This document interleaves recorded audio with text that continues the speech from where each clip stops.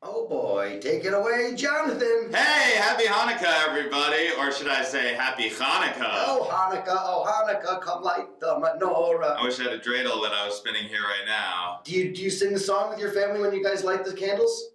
What family, okay? When you were growing up. What family? When you were growing up, did you do the song? My mom always sings the song. We said the blessings. No, I don't think we did like that. Like, oh Hanukkah, light the menorah one. Big in my family. Oh, hey, okay, every night. Every night. Have you been lighting the menorah every night? I've been doing it. Oh, wow, go you. Yeah, I mean, I don't sing the song when I'm by myself, obviously. Okay, You know, all so. right. Well, that's good. Because you need to get a good harmony going, I feel like. You need more people to be singing with you. Last night we did Hanukkah at my mom's house, and a friend of ours came over who was not Jewish, who wanted to help. And he put all the candles in, all 8.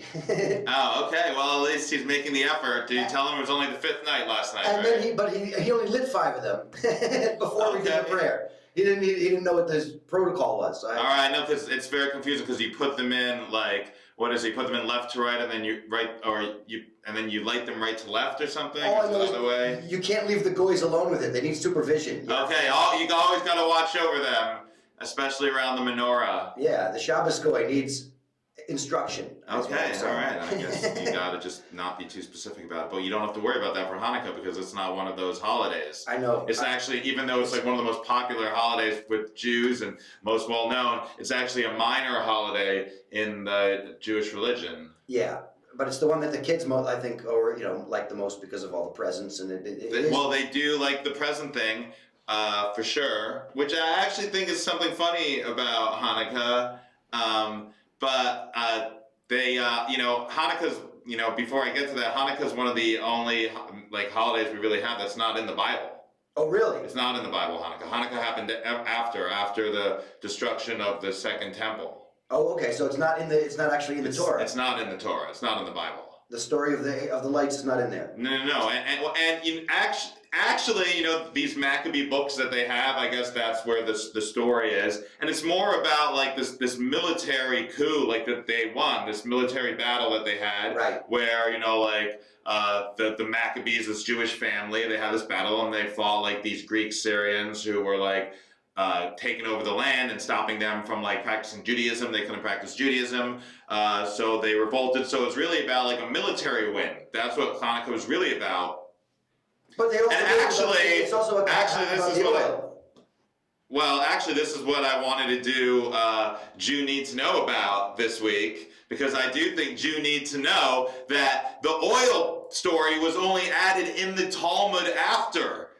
It was added like years after when they were writing the Talmud. They added that about the oil, but in the actual like Maccabee books that tells the story about the victory of the Jews over the Syrian Greeks, it has no mention of this oil story. This was added later in the Talmud, and I definitely think that's something that Jew need to know. Why do you think they added that after the fact? I don't know. They wanted to make it more special or fun, or they're like, we heard that story and it wasn't added. Who knows? We need to add a miracle here to get people. Right? We got to get some miracles going to get this holiday. Or they wanted an excuse to eat fried food. They're like, we got to revolve it around oil so we can fry the food. Maybe they're trying to sell the oil. Maybe it's a marketing thing, right? Well, you know how like.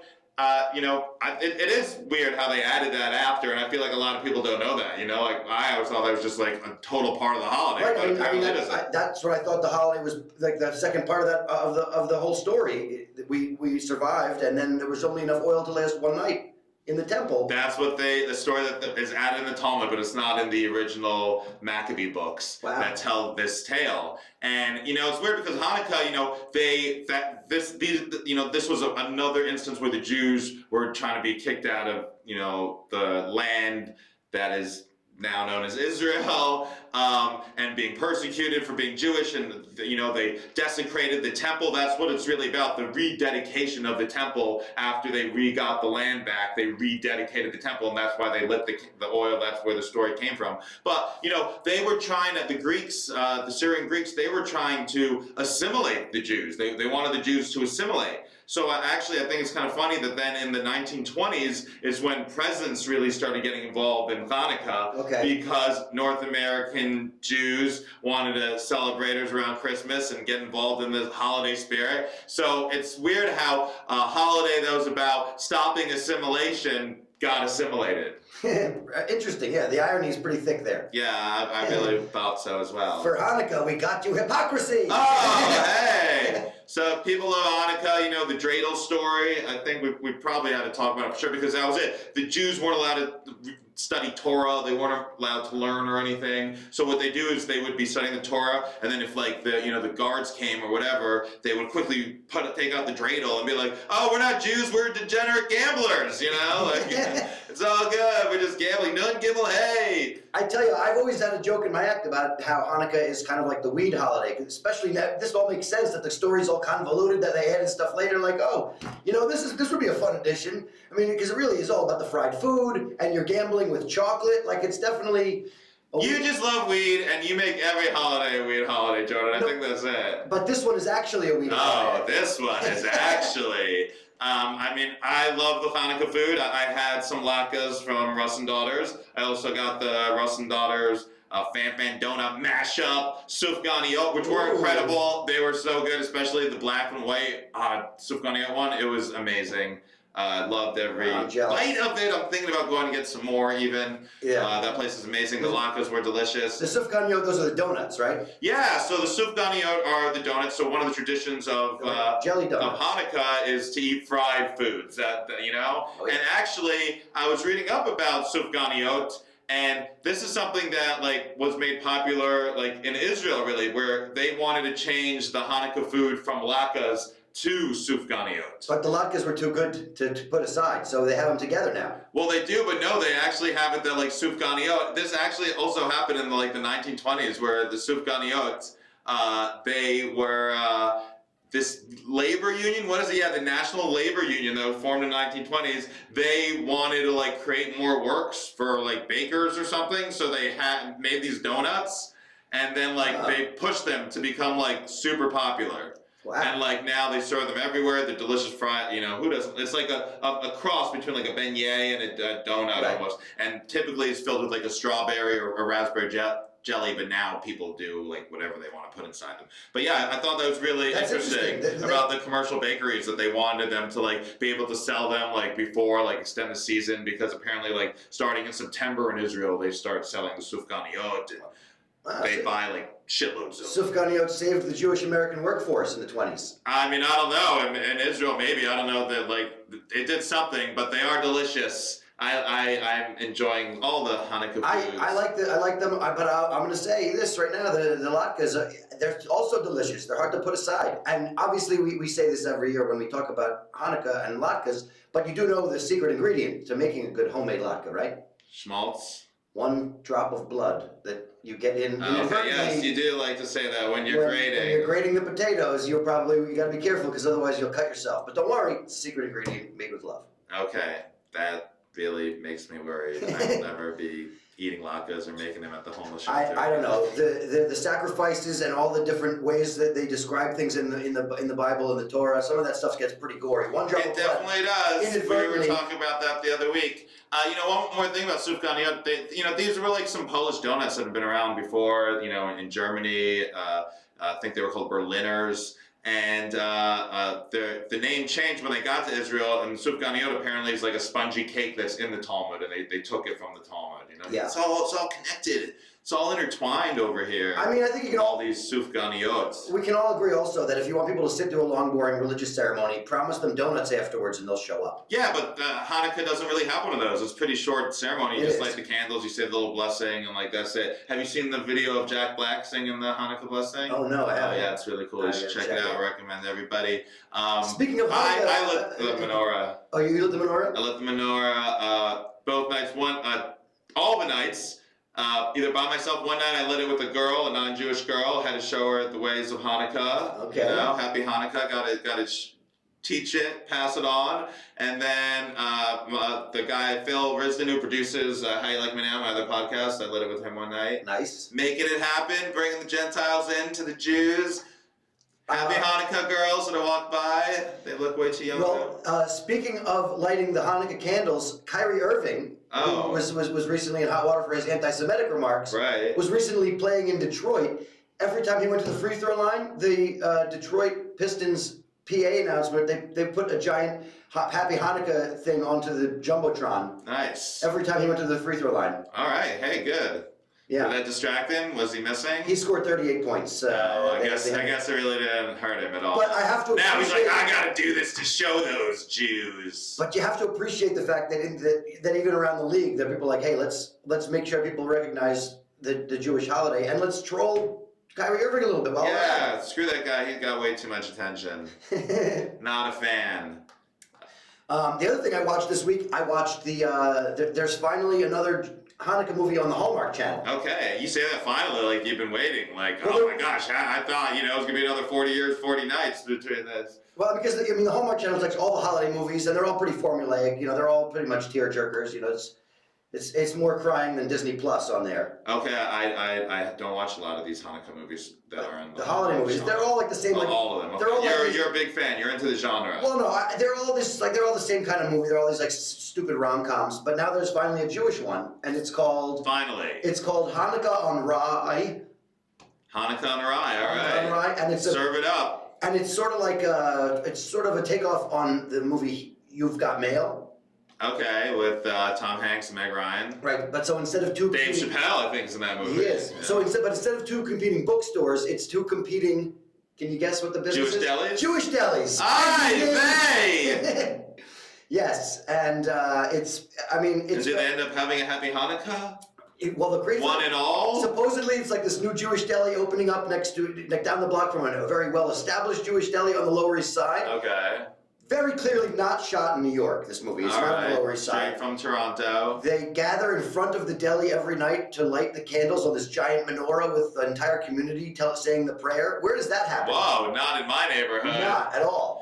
And then they No, speaking of which, did you hear about in the Upper East Side there was like a menorah, an ice menorah that shattered or something like that? Did it shatter? Or they say someone broke it like in an anti-Semitic fit, but who knows if that's really the case. I'm like, it was also raining. Maybe the thing just melted. Right. It was windy too. Could have just fallen over. It could have, but you know how the Jews could be. It was an anti-Semitic attack against our ice sculpture. If a Jewish ice sculpture falls in the middle of Fifth Avenue and there aren't any anti-Semites to claim responsibility, did it really happen? Oh, good one, Jordan. Thank you. That's definitely going to be a clip.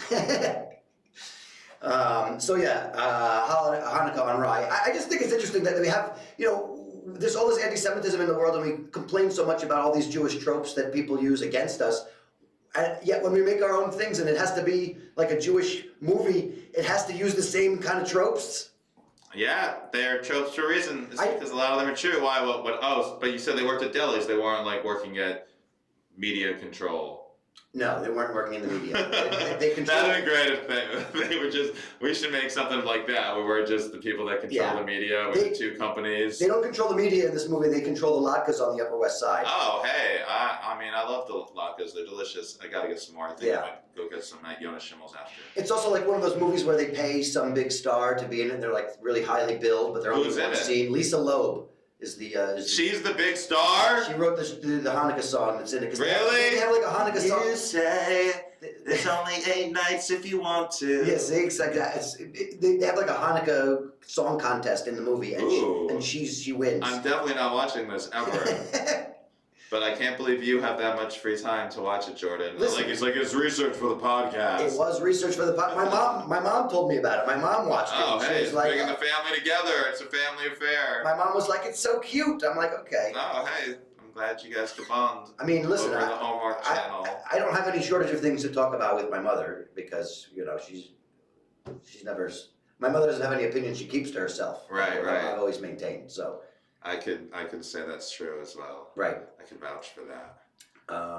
Did you hear about the evilest secretary ever that got like whatever convicted might be the last like Holocaust crime trial to ever happen? This 97-year-old woman. She was a secretary at the Studenhof concentration camp, and she was like involved with the death of over like 10,500 people. Wow, no, I didn't hear about this. Yeah. So this went down this week. She just got like a 2-year suspended sentence. It's more just like kind of like a statement that like there's no like time limitations on paying for your Holocaust crimes. But this old lady like Irmgard, I don't know, I can't even say these names, something like that. She was 97. Yeah, she's like the most evil secretary because you don't realize like the concentration camps they had like other like all these jobs. Can you imagine? I'm the plumber at Auschwitz. Like they were copious note takers for sure. Yes. So she was like detailed not a tyrant of typing. I guess she was this evil secretary. So, how many words does she still have a high word count per minute? I don't know. But I made a video this week where I made a joke that Kanye is trying to hire her to be his personal secretary. Oh, very good. Very good. There's too easy of a one. But let her burn. But speaking of, really, it's so hard to find a typewriter with an umlaut these days in America. All right, that joke went nowhere, but it's okay. That joke didn't translate well. No, but like maybe there'll be some more trials, but they're getting old. It's like we got to catch them while we can, It's like, Pokemon, you gotta catch them all, like these Holocaust criminals, they gotta catch them while you can, because they're gonna die. This chick's 97 years old. That's true. Yeah, gotta catch we gotta get all the Holocaust stories out there and all of the... Speaking of the Holocaust, don't be telling Holocaust stories if it's not true. Do you hear about like this congressman? George Santos, yeah. This New York congressman. Guy, oh my God. So this guy... George Santos. This guy is a douche. Who is this guy? He went to Trump University, I think. He claims to have gone to Baruch, but apparently not. Okay, yeah, like apparently the New York Times had a big story that everything he's saying is a lie. Everything. He didn't go to Baruch College. He did not work at Citigroup. He did not... He says that his mother is Jewish. He basically said, my father is Catholic, so that faith is mine, and my mother was Jewish, so that faith is mine. Yeah, and he said it's like his mother's parents were like Holocaust survivors, and they were like Holocaust refugees, and then like they did all these ancestral tests, and they're like, no, they're from Brazil. They've always been from Brazil. And apparently in Brazil, this guy has like criminal charges or stuff like that. Like he's a real shady character. It's clear that I don't think that he's like really a nefarious person, but it sounds like he's just a freaking moron across the board. No, he seems like he is a nefarious person who cons people, and he's trying to get clout from the Holocaust by pretending his family was in it and they weren't. Like, that's pretty nefarious to me, right? He's just pandering, I think. He's trying to get the widest net of people to vote for him. Well, that's how you get Jews to like you. And he was running against Zimmerman, who was obviously a Jew, a Democrat, and he was...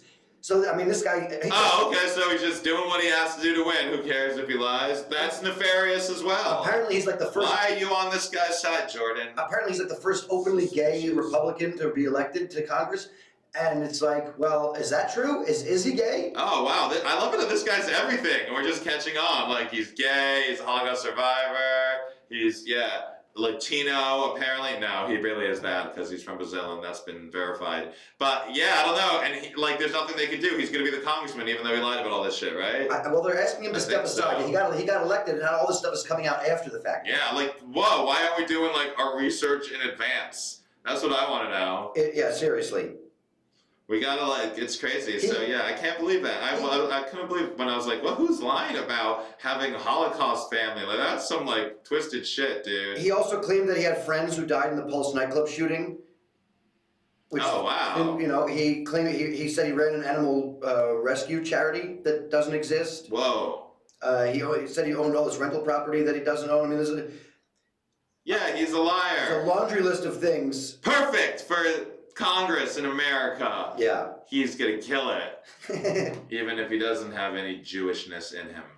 It is really, the thing is that it is kind of reprehensible that he is using the Holocaust as a thing, as part of his history in order to gain sympathy or, he was being criticized for some of his comments as being, fascist or something, and he was being, or really, kind of out there, and he'd be like, oh, you're trying to play the Nazi card on somebody whose parents survived the Holocaust. Oh wow, that's crazy. No, he didn't say that. Well, it wasn't his parents; it was his grandparents. Yeah, but that's wow. He would say that. Yeah. Nice. Jeez, this guy is good. He's gonna be the best politician ever. Trump already wants to work with him. Him, Trump, Marjorie Taylor Greene. They're forming their own government. Listen. We don't have any. I don't know. There's no way. I don't have any answers to any of this. There are no answers. There are only more questions. Welcome to the Jewish Question Hour with Jonathan and Jordan. What's the question you have about this week's Parsha, Jordan? Well, I'm curious as to why this week's Parsha doesn't have anything about Hanukkah in it. Because the Bible doesn't have Hanukkah. The Bible happened way before Hanukkah. Okay, so Hanukkah happened later. We're still in Egypt, right? in this week's parsha.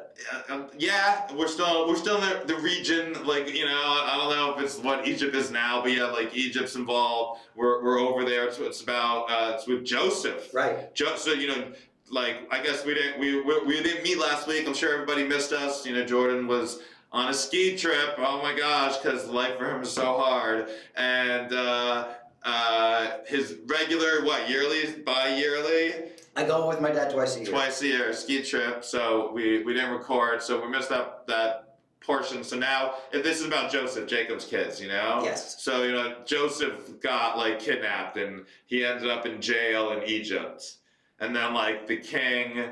I guess he was with like the king like anoints him. He was in jail with like the cupbearer or something, and then like he interpreted the cupbearer's dreams, and it was good. Like Jacob's, he's a really good like dream interpreter. Right. He would have killed it at Coachella. All right. Hello, my name is Jacob, and I'll be doing your tarot card reading for you. So he asked the cupbearer to like remember him, but then like the cupbearer like didn't give a shit and like sold him out for like 2 years. But then the king had like these dreams that really bothered him about like I think it was like 7 cows came out of like the river, and they were fat cows, and then they got eaten by like 7 skinny cows, and then there were like 7 bundles of grain that were big, and they came out, and then they got eaten by 7 like skinny ones or some shit. And he's like going crazy, like I gotta interpret this dream. And then finally, like after he exhausted all other options, the cupbearer was like, oh yeah, that guy who helped me when I was locked in prison, and he's the best. He interpreted the dream. So the king pulls him out of prison, and he's like, all right, you're gonna be my dream catcher. He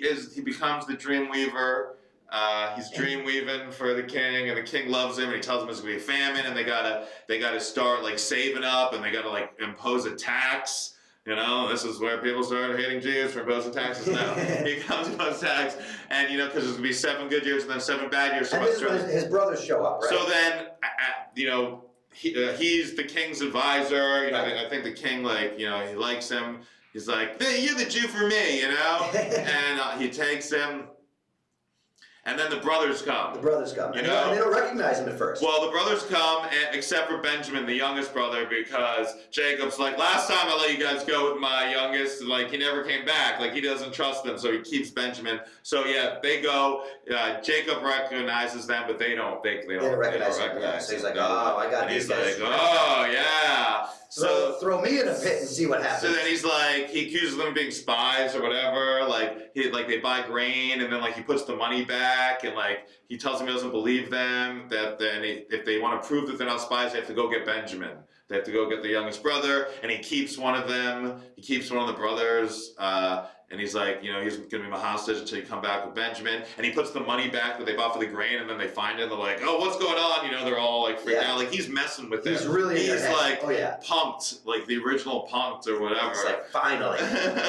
He's messing with that. So they go, and they finally convince Jacob to let Benjamin go, so they can go back. And one of the other ones is like, oh, you could kill my sons if I don't bring them back or whatever. Yeah, it's intense. But yeah, Jacob really likes the youngest one. A little weird. Jacob likes the youngest one. Why does he like the youngest one always so much? Anyways, so they go back with Benjamin and Joseph greets them with a feast, and they're having a party, and it's all good. And then there's the big reveal. And then he puts a silver chalice in Benjamin's cup or Benjamin's bag or whatever. He puts the cup in the bag, and they're like, we're leaving, bye, and it's all good, and they got more grain, he doesn't take their money or whatever, and then they're like, yo, why'd you steal the cup? And they're like, we didn't steal the cup, you could kill whoever stole the cup, and the rest of us will be your slaves, and they're like, no, whoever stole the cup will be the slave, and then it's in Benjamin's bag. Yeah. And they're gotcha, like, bitch. oh man, why is Joseph messing with everybody so hard? Man, he's good, it's not gonna be bad, and now they gotta go tell their dad what's up, and he's not very pleased. Kind of ends on a real downer. Right. Cliffhanger almost. What's gonna happen to the brothers? It's exciting though, It's nice to see. So I don't know. He's being kind of a little dick. It's been so many years, and he's messing. And there are all these parts where the brothers are telling him how they lost they lost the brother Joseph, you know, they're so sad and upset about it. And then like he runs to the other room, Joseph runs to the other room and like cries because he's so like touched and moved. And that happens like 2 times, and then he's still like messing with them and like gonna give his dad a heart attack because he keeps taking the youngest ones. I mean, this is good storytelling. I don't care what you say. Is it? I mean, I guess. You know, I mean, listen, I've watched so many TV series. I mean, this was the original story. Right. I mean, we've all seen so many TV series where some of the plot just drags on, like there's some filler. Listen, it's good. It's good to keep the tension going. Okay. All right. I'm glad you're into it. Right, because if he does the big reveal right when they show up, I mean, how many episodes can you pull out of that, really? I mean, there are 5 books in the Bible. Yeah. I guess, you know. Oh, okay, so this is for drama. Like, we got picked up for another season. Oh, I guess we're going to kidnap Benjamin. Yeah. What? All right, tune in next week to see what happens. We'll talk about it. Yeah, I that's what I think. I think that's, a lot of times, it's really just the flow of storytelling. You got to hit the right beats. Okay. And you know, you had a couple of scenes where there's crying. Of course, you're gonna get. Got to get some crying. He's very touched by his brothers. They regret what they've done to him. And they should. Right? Don't be throwing brothers in pits. Don't be throwing your brothers in a pit. Don't throw your brother in a pit. You know. Well, what do you got coming up next? You got any? Do you have any? You doing anything for Christmas? Are you doing the Jewish Christmas Chinese food? No, I mean I don't have any plans. I was gonna have dinner with some friends, but maybe I'll go see a movie. I don't know, Avatar. I'm really not interested, but I'm hearing it is good, but then I'm hearing it's not good. I'm like, I don't want to see it. I was hearing other people going to see it on like mushrooms, but I mean I don't know. The holiday weekend, I feel like I'm just treating myself. Just treat myself. I'm making like a stew at home, like Nice. whatever I want, like just gonna chill and, you know, enjoy the time with the person that I love most, myself.